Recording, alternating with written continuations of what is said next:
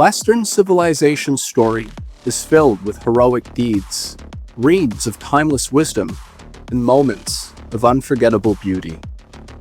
From the philosophies of Plato and Socrates to the teachings of Jesus Christ and the establishment of the sovereign nation-state, some of the most important and influential institutions in history have emerged out of Western civilization.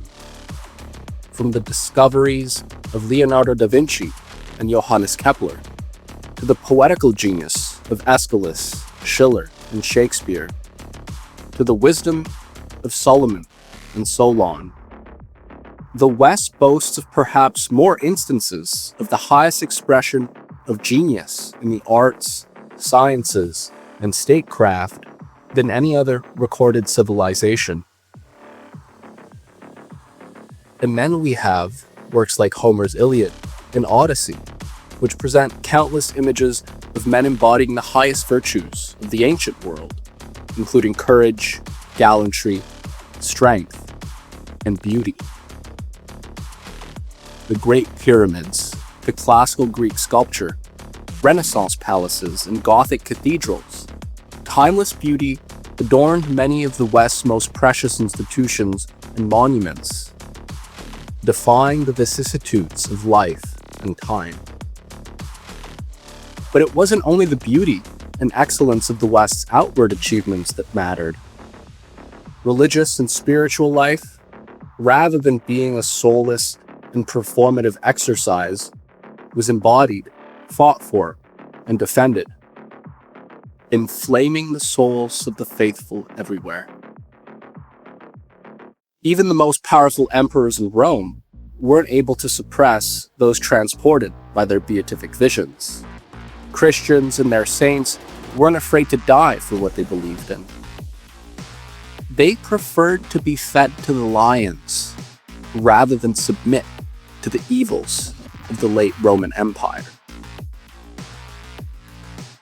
Our bravest leaders and thinkers weren't afraid to die for the freedom of their peoples and nations, or declare victory from the mountaintop, even if they would never make it back down.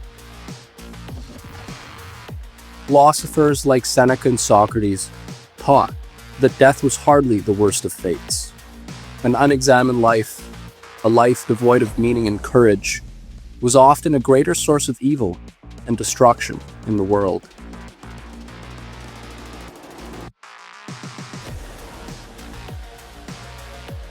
However, of late, many would argue that Western man has failed to preserve his greatest traditions.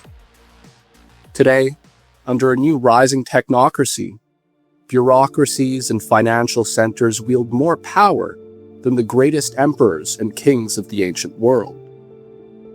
The bold visions and vitalist spirit of ancient empires has been supplanted by the interests of corporate stakeholders, manufactured culture and consent, and an endless supply of mind-altering substances and propaganda to allay the quiet despair and snuff out the inner voice whispering inside each of us. The brave new world has learned to keep its denizens comfortably numb as their freedoms, livelihoods, and hopes are systematically stripped away. We can add to that a policy of enforced mediocrity.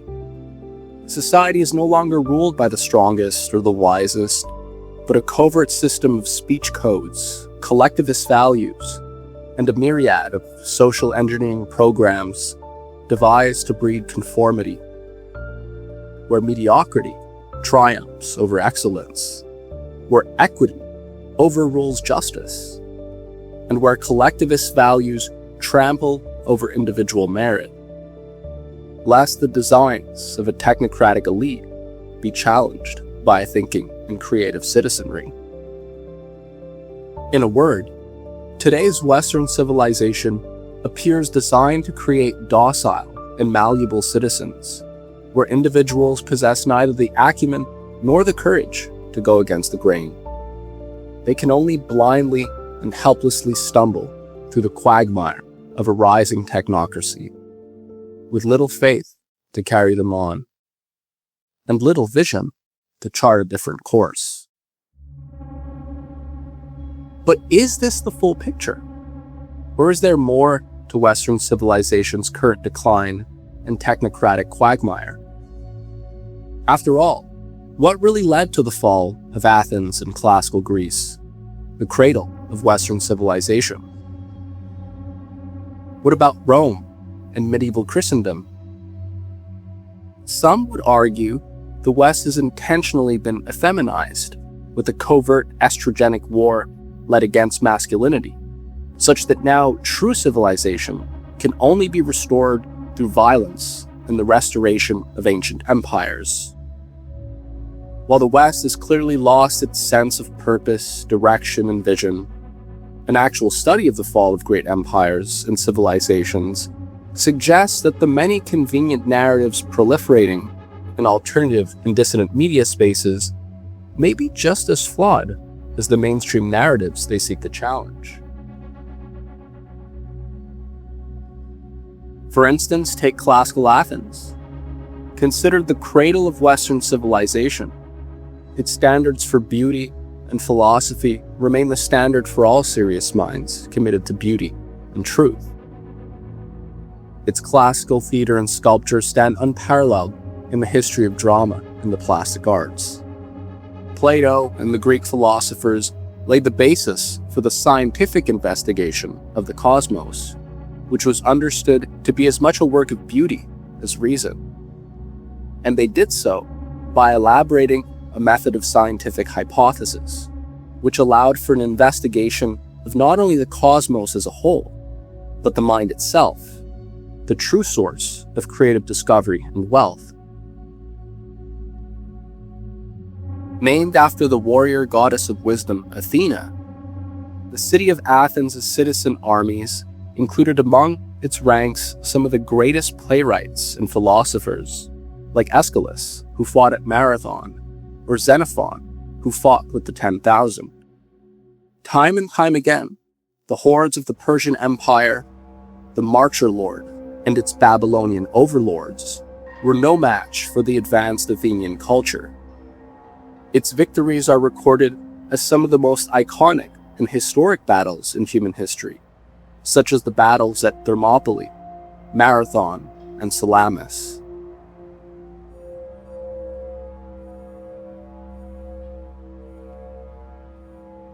And yet, this very power, this civilization's standards for excellence and genius in both the arts and the sciences, war and philosophy, would still succumb to corruption and decadence.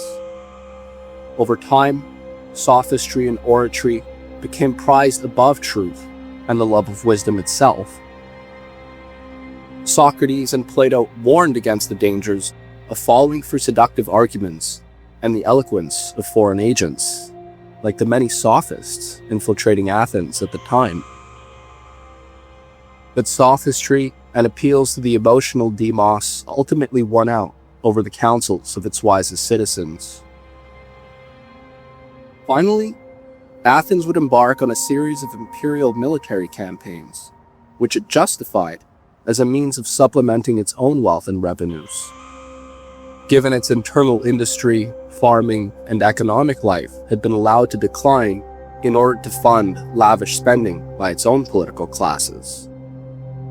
Finally, the alliances between city-states that had kept the Persian Empire at bay were destroyed by internal division. Greece fell by its own hand.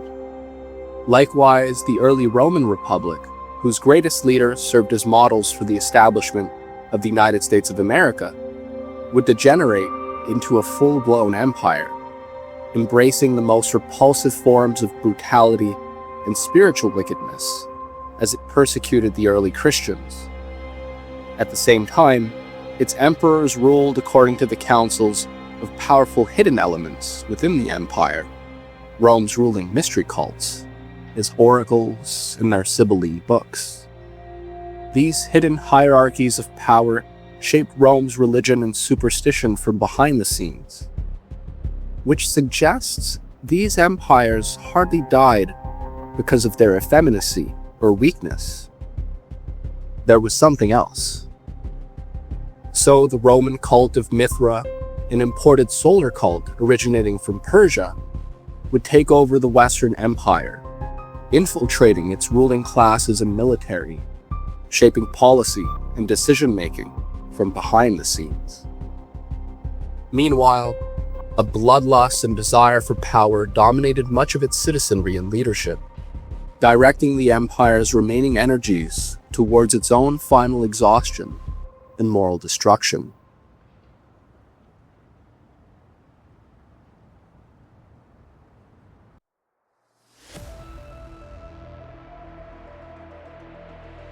Then we have the story of Homer's Iliad, which depicts the state of archaic Greek society and the legendary battle between the Greeks and the Trojans, which took place before a long, protracted dark age engulfed the entirety of Greek civilization. To this day, we have virtually no information available from the time, only a gulf, an abyss of darkness and forgotten history.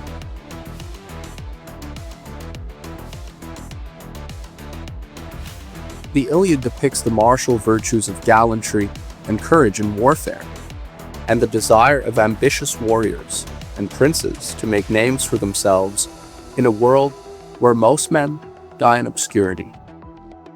However, while often overlooked by modern readers, even Achilles, a name synonymous with martial valor and military prowess, strikes a markedly different tone in Homer's Odyssey, when he's visited by Odysseus in the underworld. Achilles voices a deep regret for his fatal choice, saying, "I would rather be a paid servant in a poor man's house and be above ground than the king of kings among the dead." Achilles had been given a choice by his mother, Thetis: live a long, anonymous life or a short, glorious one. He chose glory. But in the Odyssey, Achilles' reflections suggest that he felt his choice was misguided. The afterlife was a realm of nothing but shadows and misery. So ask yourself, is the decline of Western civilization really the result of effeminacy? Was it simply effeminacy in the times of Homer, Socrates, or Cicero, which caused their societies to embrace a world of empire, enslavement, and war? Or does its fate more closely resemble that of Athens, where the Roman Republic turned empire, or the disaster of the Trojan War?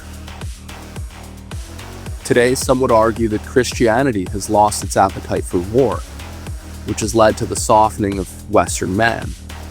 The homogenizing force of secularization has made the dissolution of borders and the disappearance of national identity a near fait accompli, such that now both faith in a higher power, or faith in beauty and goodness, as universal standards against which all men can measure their deeds, rather than the arbitrary tastes and diktats of the age, have been outlawed in favor of universal subjectivity and the primacy of emotion over truth, justice, and the timeless standards of classical beauty.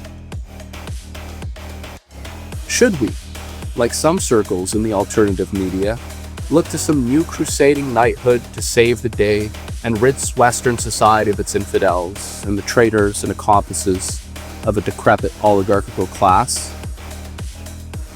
In the case of the Crusades, launched at the turn of the millennium, once again, a great society fell into decadence and was led to believe that a new golden age would emerge. If only a far-off land of Palestine were liberated from heathen Saracens and restored as a Christian kingdom.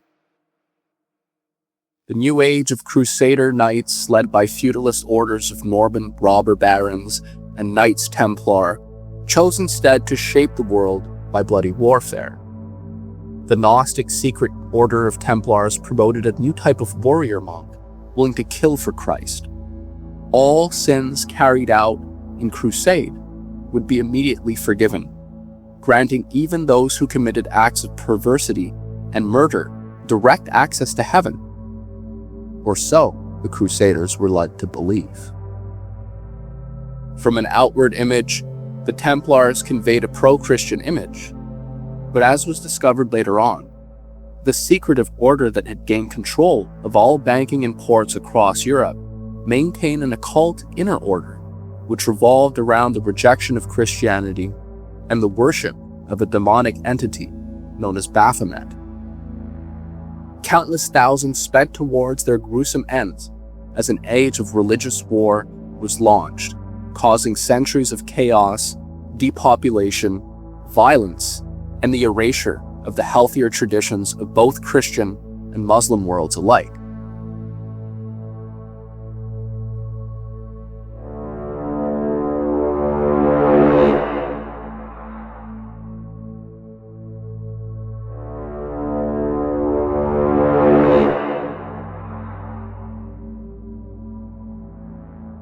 Is Christianity therefore really in need of rediscovering its appetite for war, as some in the alternative media and quote-unquote trad communities would suggest? Or are many of the disenfranchised youth and young generations in search of meaning and order in an increasingly homogenized and soulless world being led into a trap set by the very powers behind, say, the plans for a new Gothic technate, or a new golden age of empire, where the waning imperial powers resort to the piratical looting of what remains of the productive wealth of nations? So we ask, could it be that such arguments are precisely the kind of sophistry that led to the fall of Athens, Rome, and medieval Christendom, when civilization's energies were too occupied with war, superstition, and self-destruction to learn the lessons of history, or seek counsel from its wisest? After all, how different would a post-nation-state technocracy really be from a pre-nation-state medieval manorial system? Would rule under the princely fiefdoms of old and their hereditary power structures really be that different from the governance of monarch CEOs under a modern technate? If the best of the West is to be truly conserved, and its greatest achievements and institutions defended and revitalized, where should those brave enough to take on that challenge actually look? Perhaps the answer should be at least in part sought for by going back to the beginning, to the cradle of Western civilization, classical Athens. There, Plato, Socrates, and their collaborators laid the foundations for modern Western civilization. Chief among Plato's concerns was addressing matters of statecraft and the education needed for those who would be fit to rule a state. In the Laws, Plato's final and longest dialogue, an Athenian engages with two guests, a Cretan and a Spartan. The Cretan has acquired a large piece of land, which he wants to use to create a constitution for a new city called Magnesia. Early on, the discussion centers around the question of what virtue should inform and guide the constitution. While the Spartan and Cretan both believe military prowess and courage in warfare were of paramount importance in determining the laws and the attitudes among its citizens, the Athenian takes a decidedly different position. While the legislations of Sparta and Crete were designed for warfighting states, the Athenian insists that the virtue of courage, which sits at the top of the list for his two friends, is only fourth in order of importance. Not only that, but there are two categories of virtues that need to be considered: the human and the divine. The first and most important virtue among the divine ones, upon which all the others rest, is good judgment, followed by temperance, justice, and finally courage. For without good judgment, the most courageous fighter would still be at a loss for knowing whether he were even fighting on the right side of a war, or if said war were just and worth fighting to begin with.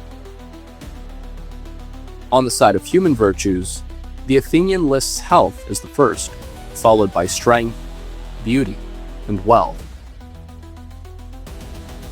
While martial glory could confer on one a timeless reputation, only history could decide whether the bravest fighters fought on the right side.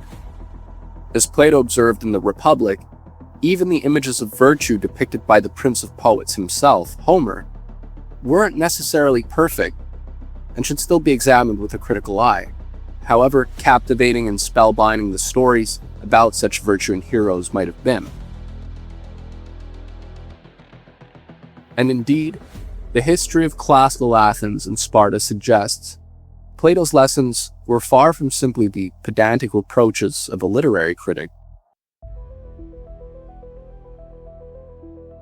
As the poet and historian Friedrich Schiller observes in his lecture, The Legislation of Lycurgus and Solon, despite Athens' many achievements and victories against its enemies, it ultimately didn't heed the warnings of Plato.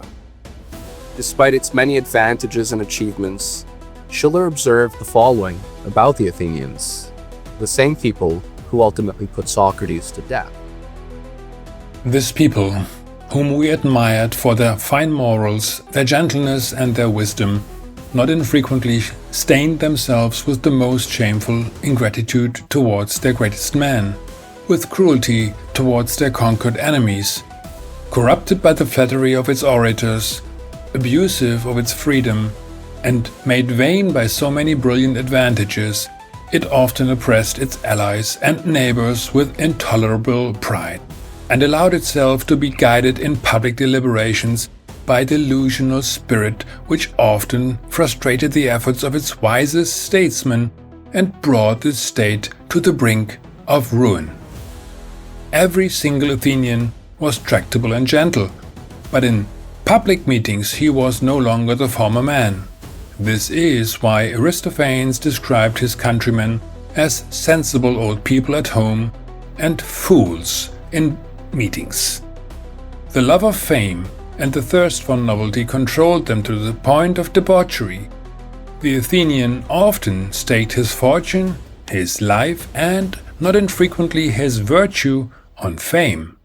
A crown of olive branches, an inscription on a pillar proclaiming his merit, was to him a more ardent spur to great deeds than all the treasures of the great king were to the Persian. As much as the Athenian people exaggerated their ingratitude, they were also excessive in their gratefulness. To be escorted home from the assembly in triumph by such a people, to entertain them even for a day, was a higher pleasure for the Athenians' thirst for glory, and also a truer delight than a monarch could offer to his most beloved slave. For it is quite different to move an entire proud sensitive people than to please a single person. The Athenian had to be in constant motion. His mind was constantly searching for new impressions and new pleasures. This addiction to novelty needed new fuel every day if it was not to turn against the state itself. That is why a spectacle organized at the right time often preserved the public peace, which was otherwise threatened by riot. That is why a usurper often won the game if he satisfied the people's desire for amusements. But for this very reason, woe betide the most deserving citizen if he did not understand the art of remaking himself anew each and every day and demonstrating his merits all over again.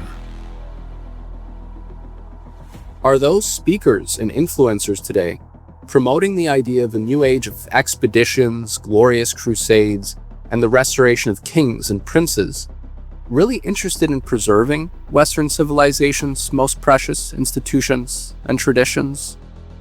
Or might there be some other motive? It certainly wouldn't be the first time.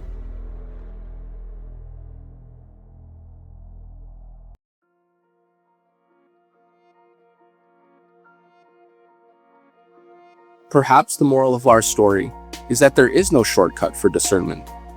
Every time the West has abandoned philosophy, it lost its good judgment and fell into ruin, corruption, and succumbed to the charms of sophistry.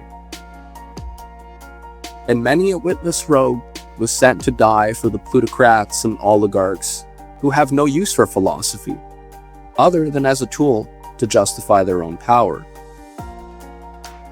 If the tide is to be turned, the West has no choice but to return to its roots, namely, lady philosophy, and the foundational ideas of Plato and Socrates, who demonstrated how beauty could be paired with wisdom, courage with discernment, and justice with temperance. Without it, whether power falls into the hands of an uneducated mob, a technocratic elite, a strongman, or the princely classes of old, makes little difference. History informs us that the outcome is always the same.